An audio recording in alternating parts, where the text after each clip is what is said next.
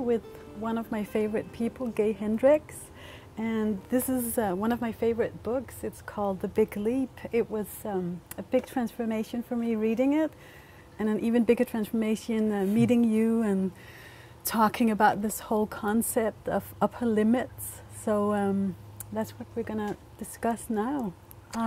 Yeah. Well, welcome. Thank you. So what is an upper limit problem? I discovered many years ago that human beings can't handle things going well for very long. And an upper limit problem is your tendency to sabotage yourself when things are going well. And so two people in a relationship, they get together and things are going well for a while, and then they start an argument or something happens. Or the same thing happens in business. Things will be going well for a while, and then people will sabotage themselves in one way or another, and it often boils down to relationship issues that really are oftentimes the means by which people sabotage themselves. And so the upper limit is really our tendency to keep ourselves trapped below the level, what I call your zone of genius. That keeps you out of your zone of genius. And even if you tap into your zone of genius, if you haven't done the necessary work on getting in touch with what's underneath your upper limits, you just keep doing it over and over again. You know, you'll have some success and then sabotage, or you'll have some good times in a relationship and then sabotage. And so I think that my life really didn't begin to take off successfully in a major way until I figured this issue out. And so I think anybody who really wants to be successful at some point has to confront their own upper limits issues. And I'll tell you, I've had some of the greatest speakers and authors of our time just sitting here in my house where you're sitting, not doing an interview, but talking to me about their upper limit. So almost everybody has different upper limits and so if you're a multimillionaire, you may make a upper limit mistake that costs you millions of dollars. But if you're operating at the $100 level, you might make an upper limit problem that wipes out your whole $100. So wherever you are in the game, you really need to look at these upper limit issues so you don't keep limiting yourself all the time. And that's exactly where I was when I found your book. I had a lot of success, so much success that I almost felt like I couldn't handle it. And things began to spiral, you know, and chaos entered my life. And I thought, you know, seems like the more success I get, the more chaos I need to manage. And I almost debated, do I want this success? Because it comes with such a huge price. Yes. And I remember our first conversation, and after 5 minutes you looked at me and you were like, oh, you feel like a burden, don't you? And that was like my first shock. Because I didn't get that. I hadn't seen that. So can you talk about the whole, because there are several feelings behind this upper limit problem. Yes, the reason people hit their upper limit is usually because some old unconscious fear fires up down in there, and they're usually based on early things that happen in life. Like the most common one that people have is the fear that there's something fundamentally wrong with them or flawed about them. We call it fundamentally flawed because, and again, I've had people here who are, you know, famous authors or musicians or movie actors, and yet they still have the same issue. You know, they still feel underneath, even though they've attained amazing things in the world, they still feel like they don't deserve it, that there's something fundamentally wrong with them. So that's probably the biggest one. A second one, the one that you mentioned, is that some of us, and I was one of them, feel for some reason like we're a burden in the world. And so if we have more success, that'll just mean more burden. And we have this programming that says, we've got to carry more burden. We've got to carry the burdens of other people. We can't just carry our own burdens. And we have to carry our secretary and our friend and our business partner, you know. And after a while, if you have that personality type, you go, wow, I don't want the whole thing, maybe. Yeah. You know? And that's kind of the point where you entered my life, and my big suggestion for you, which was, let's undo that need to carry other people, and let's undo that need to feel like a burden, because it's not intrinsic to you. It's not the essential you. The essential you is completely different from that. You learned that whole burden thing at some point in your life. Yeah. You know, and usually when you're little tiny. Yeah. And I don't remember exactly your story, but you had a story that made it make perfect sense. Yeah, my parents were successful and they were always busy, so I felt like I was always in the way and taking up their time and space sometimes. And even though it wasn't their intention, it was just my conclusion in many ways. Yeah, and I had a very similar upbringing in the sense that my mother was a well-known writer and journalist, and I remember many times, you know, like I'd try to get her attention or talk to her about something, and she'd be sitting there typing on her typewriter, you know, she'd look at me, I knew I wasn't even there, you know, and so those kinds of things, you feel like a burden or a drag on the world around you, you're in people's way. Yeah, so a third one is a fear of outshining other people. That's a really big one because a lot of people, especially very talented people, hide their talents because they don't want to outshine somebody else or make somebody else feel bad. And oftentimes they've grown up in a family maybe where they weren't the chosen one, or they weren't I don't know what the word is I'm looking for, but kind of the golden child or something, the favorite. The favorite. And so they got a message that don't outshine the family favorite. You know, so there's a lot of ways people can pick up these things, but the basic idea is they begin to have more success, and then up comes this old fear. I don't deserve this, or I shouldn't outshine other people, or I'm going to be a burden, and then they knock themselves back down. The other one that's important to know about is the fear of somehow being disloyal to or abandoning people as you get more successful.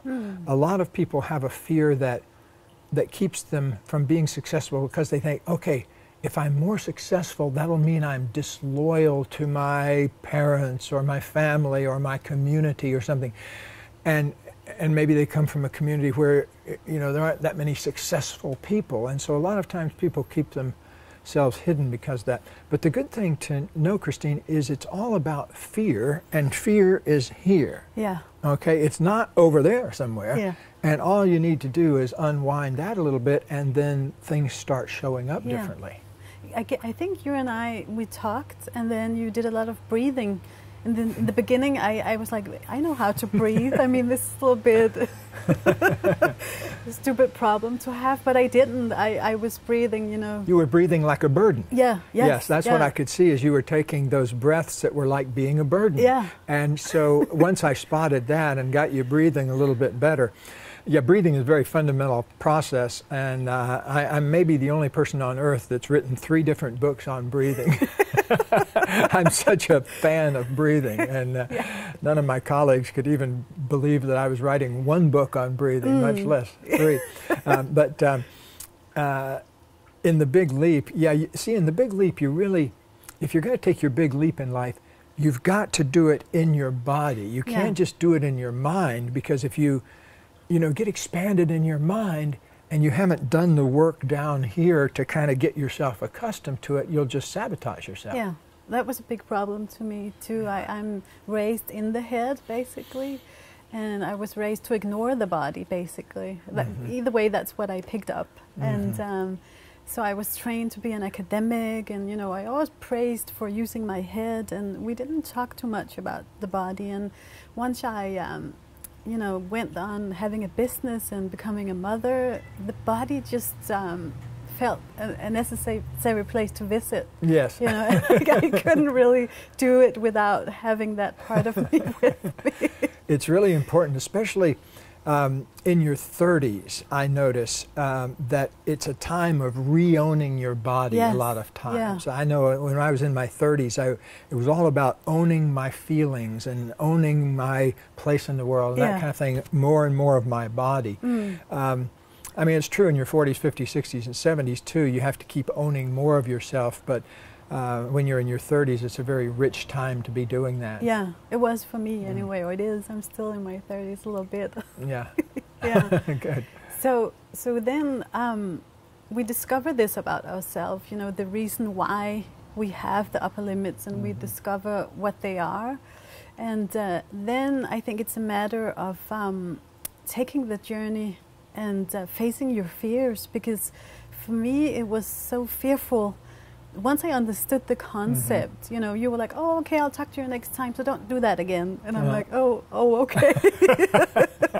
I'll really try. But then I had to, I was in a business relationship, a very successful one, and it was the agreement that we would stay in, you know, each of our 100% of responsibility and then deal with our upper limits. And the way we did it didn't match. So I don't think it took many sessions, and then you pointed out, you know, maybe you're using your business partner as an upper limit. And that was the shock. I almost couldn't speak, and I didn't sleep that night, and I was just in utterly sadness and shock and everything combined. Yes, well, sometimes it's the nature of my work that I have to, what I call dropping an 18-pound pearl of wisdom on somebody. So, you know, and I could really see how, a lot of people in relationships, two people get together. One of them who takes way too much responsibility somehow links up with a person who doesn't like to take any responsibility and blames every time something comes up. And the other person, meanwhile, the one that takes too much responsibility, feels guilty all the time because they think they're doing something wrong, and the other person is busily telling them they're doing something wrong. And that was the dynamic I saw at play, and you're not the only one. I mean, thank God. I've seen partners in big publicly traded companies who have that kind of relationship with each other, and who go back and forth sometimes for years doing that. And sometimes I have to kind of clunk, you know, and say, look, life is about each person taking 100% responsibility. Blame is the crack cocaine of the communication world. Yes. Anytime you blame somebody, you're starting an addiction. Because what's going to happen is oftentimes you'll get 2 or 3 more people who agree with you blaming that other person. You recruit a little team. And to me, if we could wipe out one dynamic in all the corporations of the world, it would be that kind of communication through blame and criticism and defensiveness and like that. And I appreciate that you're contributing this new point of view to the world. It's very helpful. And I think it was in one of your other books, maybe Conscious Living, I read about responsibility, and you were using a very cool image. I think it was it a pie or a pizza? Oh yes, I said the more way you slice the pie, the bigger the pie gets. No, well, you said many cool things, but what I resonated with was you said in a relationship we think there's only one pie, so we push the pie, you know, across the table, saying it's all about you. It's because of you, and I'm here because of you, and all of that. And I was kind of raised in that paradigm where, you know, you either push responsibility away and blame, or for me, you end up with like 100 pies. That's you end up taking on everybody else's responsibility. Well, that's really what happens a lot of times in relationships, and it's true in marriages and romantic relationships too, because we wrote the book Conscious Loving also. We have a lot of examples from the relationship world, not only of upper limits, but of people hooking up in a kind of a, one person agrees to be the victim and the other person agrees to be the villain, the bad guy, you know. So you agreed to be the bad guy all the time and thinking everything was your fault, you know. And the more you did that, though, the other person just kept doing it more and more because it's an addiction. And that's the way you have to think about blame, whether it's at home or in the workplace. So we each have our own pie. I really love that, and I've been teaching this to my children. because they're kind of raised on blaming too in schools. I mean, it's like, I didn't do it, he didn't, you know, he did. Yeah. So my kids know I have my own pie. Sometimes it's a pizza, sometimes it's a pie, but they get it. And every time, you know, if they ask me about something, they're like, can you show me what's my 100% responsibility in this? Then they'll need a little bit of help. And for my clients too, they're loving this whole concept, and they're now into, maybe I don't see why I ended up here, but I get that you know, it's my creation, and I think that's such a cool place to live from. It's, you know, you're able to breathe again, and freedom's back, and you're like owning your creative power. And I bet you've noticed also that since you made that shift to taking 100% responsibility and giving other people 100% responsibility, your success ratio has gone. It's really, I'm still trying to wrap my mind around it, because I'm still not getting it completely. And it took me a few years to learn how to live without, you know, carrying so much stuff around. You know, I almost couldn't believe it. And I had a time where I almost felt like a void, because that was my addiction. You're totally right. I didn't know, who am I if I don't have to clean up all this chaos? And I mean, it's only 10 o'clock and I can take a shower. I almost couldn't understand it. And I got so much done. And then the whole concept of fun entered my life, and creativity, and, you know, what do I want? What do I want to create? Who do I want to be? I didn't even know back then what I liked, because I spent so much time cleaning up that I didn't get to explore that. Well, I'm glad you've made that decision. I'm glad you're the one that's making the mess now rather than cleaning up the mess. If there's a mess to be made.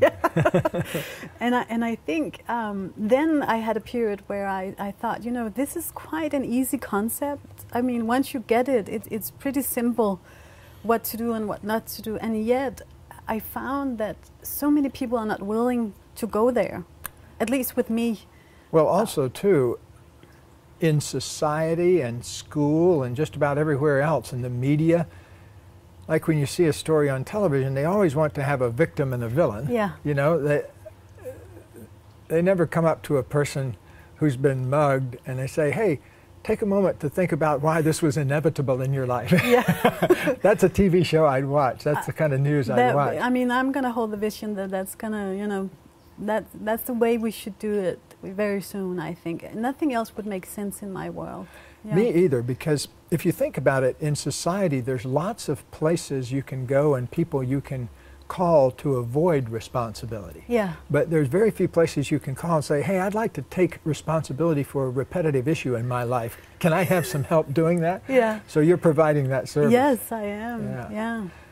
And I also get the fear behind not wanting to leave, because that was what happened to me. I was really in such, you know, I had such deep love for my ex-business partner that I almost debated, you know, I found myself at that crossroad, like, should I go on and then live half from here? That was really an option I considered for more than a year. And it took a lot of guts to choose myself and my own happiness, and I think it's a valid conversation to have. I mean, do I stay in this relationship or do I choose myself? And I think so. Well, my wife and I have been around the world now, I think 30-some times, teaching relationship seminars.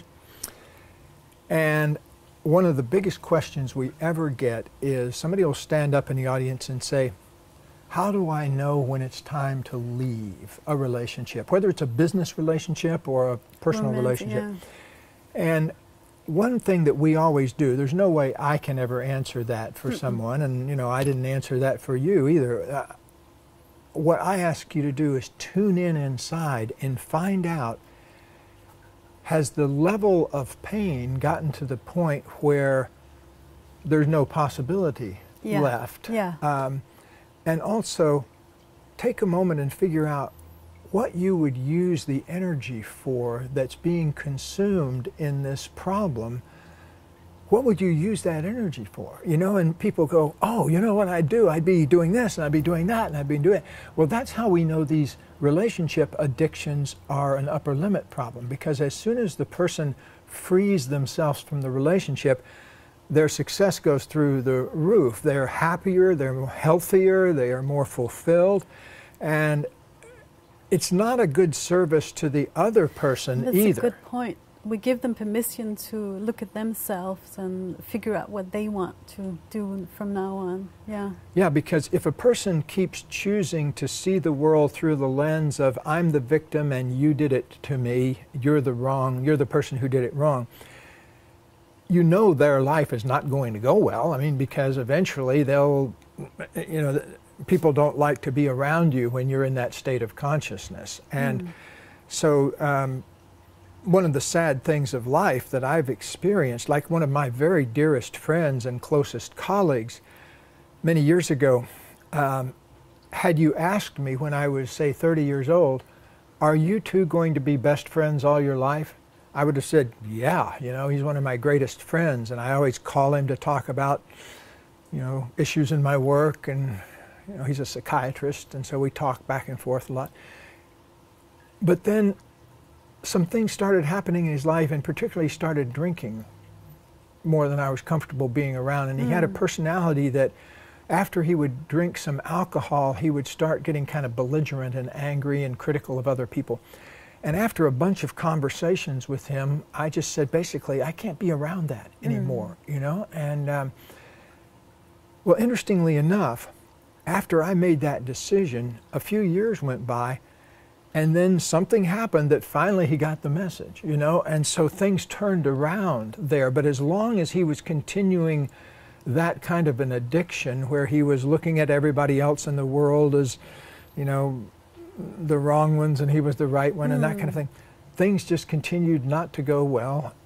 So I see that life is at its best when you're taking responsibility as an exhilarating challenge, not as a burden. Oh, I've got to take responsibility for that. Or, oh, you know.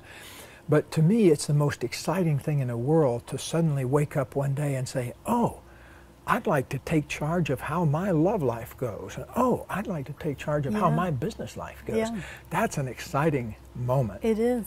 Sometimes I'm even taking responsibility for not for only taking 80% responsibility. Does that make sense? Yeah.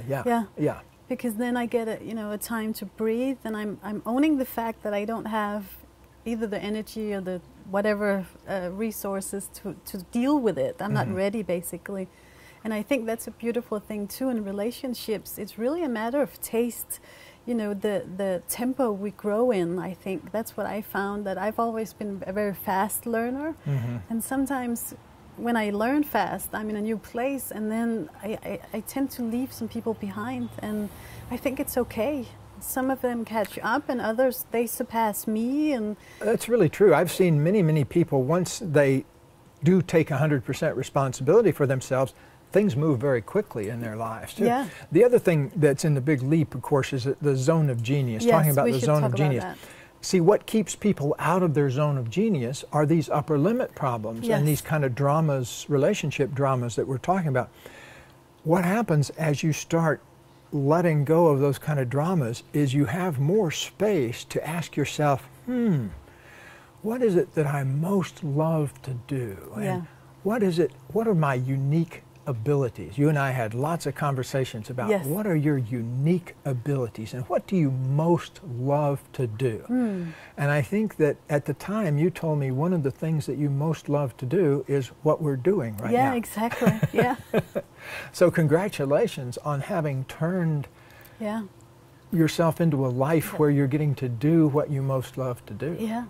I couldn't believe it back then. I thought all I wanted to do is have fun, travel, teach people, you know, the stuff I learned along the way. And I never got to that point because I always had to deal with something that was completely out of my zone of genius. It was really, I think I spent like 80% of time in my some of it was incompetence, and some was maybe competence, but it didn't feel good at all.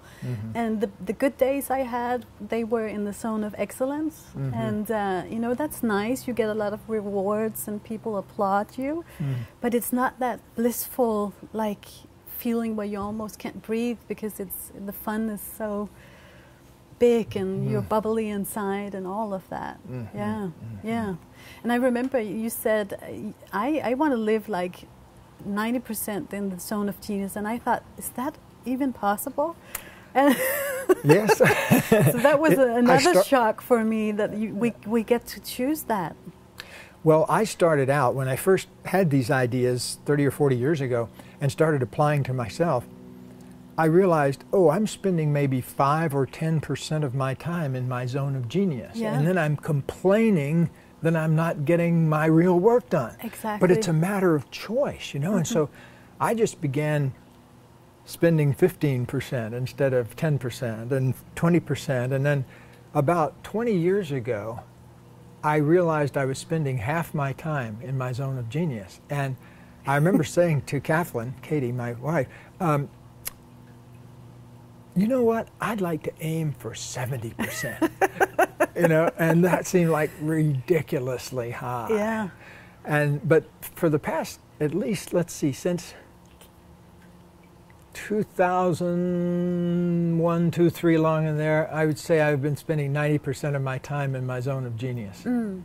So it's a wonderful feeling because the rest of my time is I'm spending eating or getting around from place to place or something like that. Yeah, we talked about that because for me, I can travel and be in my zone of genius, and for you, that's it's not like your favorite thing in the world. I do a lot of my keynote addresses now by Skype and FaceTime. You know, they set up a big screen in the front of the room, and I talk to 800 people all the time over Skype and in Europe and other places. And I love that we really get to choose. For some people, it's great to travel and get that invitation to go to Paris or Sydney or whatever. And for you, it's just, you know, well, do the Skype. I've been there now, you know. I know. I've been there twice, 3 times, 4 times. Yeah, but I love it that we really can decide. I think that's a huge role. I think this should be like #1 course taught in schools. I mean, what else would you teach people?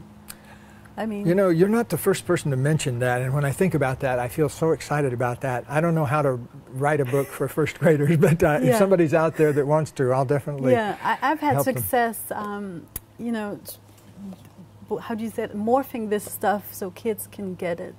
And they're spared for so much stuff, you know. Write a book on that subject, and I'll help you get it published. We should do that. Yeah. That's right. You have kids, don't you? I do. I have 3 kids, 3 young kids, and they don't. You know, they really get the upper limit concept, and they're even saying sometimes, you know, I think Grandma had kind of an upper limit situation going on. And I said, oh, did you tell her? And they were like, well, no. But I said, maybe you should and explain it. How about the whole idea of taking 100% responsibility? I'm teaching that to everyone I get a chance. Do the kids get that? They get it. Wow, they cool. totally See, get I it. wrestled with my daughter with that because when she was a teenager, I was divorced at the time, and so she was in boarding school. And so I remember when she'd be here on vacations, we have lots of conversations about that and everything. But I missed out on having a lot of those conversations with her at the time. And now I'm in the grandparent era. I have another opportunity to do that. That's so cool. Yeah. I think, I mean, so much would be avoided if we all just took a stand for the 100%. Yeah. And it's okay if we're not ready, everyone. I mean, we're starting, and I think that's a good thing too, that you can just, when you do it, your life becomes so blissful, and you don't really need other people to take responsibility. I mean, then you just don't engage in like a very close relationship with them, but it's okay. I can, you know, I often think, okay, I'm taking my 100, maybe they're doing 30, and then there's like 70 between us. So that cuts off the, you know, communication and the closeness that we could have had, but I'm okay with that. Yeah, you have to learn to breathe through that, as I say. Exactly. You know, it brings to mind a fellow, when I was a university professor for many years at the University of Colorado, I had a man come in who was a famous attorney, a lawyer, who had done something for one of his clients and ended up, he went to prison for 2 years. And so when he was first coming into prison, one of the people who was checking him in said something like, "What are you in for?" And he said whatever it was. And he said, "But I didn't do it. I was wrongly accused." And the guy who was checking him in said, "You're going to fit right in here because everybody here feels exactly that same way. None of them did anything." Oh my God. And so, you know, if you get to a place where you're not taking any responsibility, people have to put you in a little cell. So you define your life by how much responsibility you take. And what I'm recommending is, if you have 3 kids, you take 100% responsibility and you give each one of them 100% responsibility. Because if you start taking 150% for one of them, pretty soon the other one's going to take, you know. And so many parents they end up doing that. They end up in a prison caused by their own parenting beliefs. And exactly. I know I've helped people try to sort that out, but it's very difficult oftentimes because many people are so defensive about their beliefs that it's almost like they eventually have to drive themselves into a brick wall before they wake up. Yeah, and I had to do that. Yes, me too.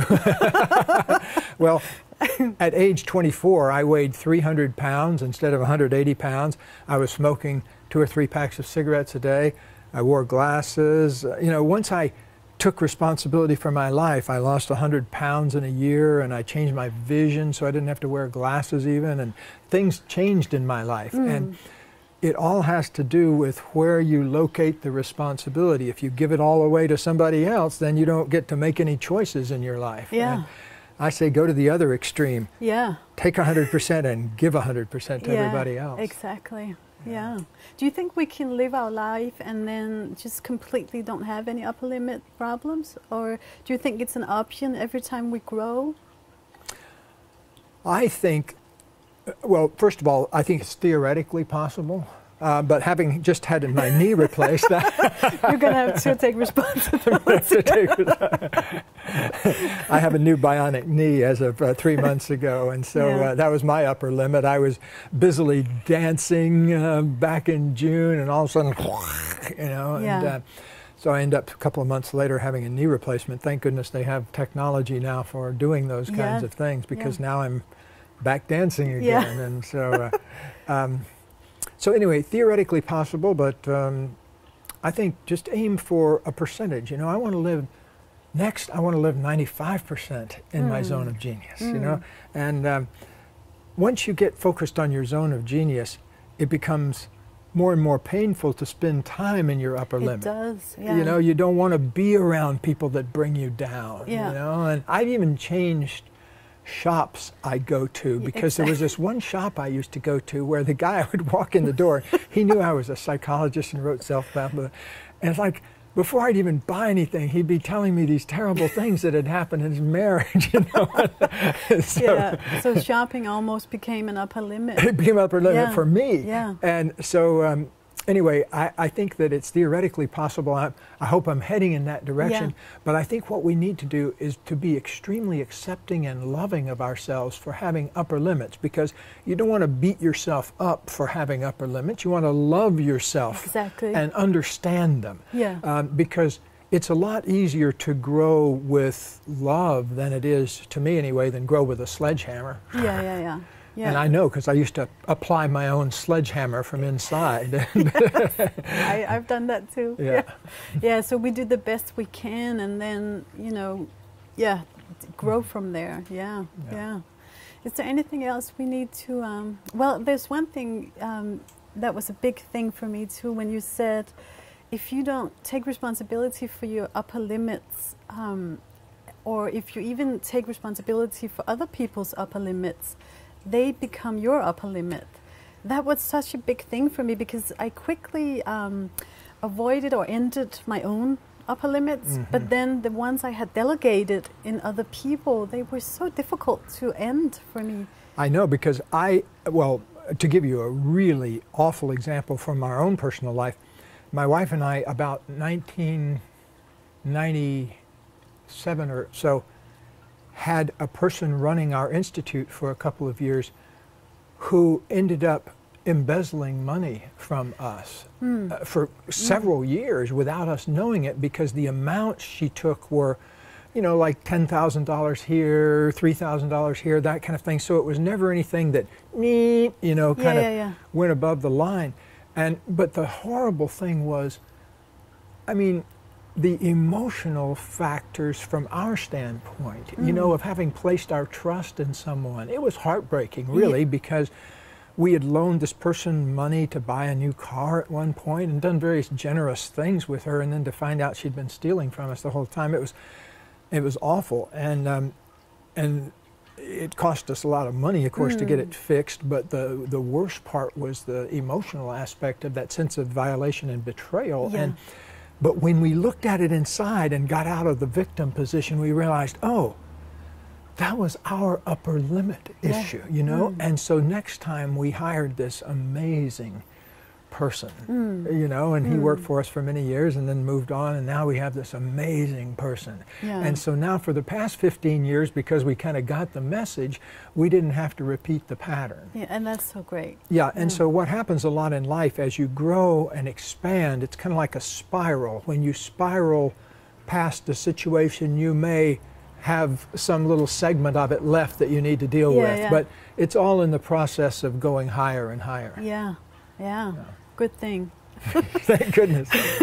So thank you very much. I mean, I'm so glad you took your 100%, so I was able to take mine, and I'm very passionate around sharing this concept. I really love it. I created my own spin on it a little bit, like we tend to our own yard and we just meet by the fence. And that's how I see my role as a mother. I never go into my kids' yard. I mean, it's very tempting to just go and clean and, you know, organize and whatever, but I always meet them at the fence, and often they meet me there and ask for advice, and I think it's a cool way to raise kids with that awareness. That's a great image too. I love that image. Yeah, because my yard was filled with so many people's problems. They'd thrown them all over the fence. They did all, and I had so many boundary issues. So for me, the whole boundary thing around a yard, and then getting to choose which flowers to plant and all of that, that's just something I live with every day. So thank you for sharing all your cool wisdom and taking care of your upper limits. Well, thank you for coming to my backyard to let me share it with you. Thank you.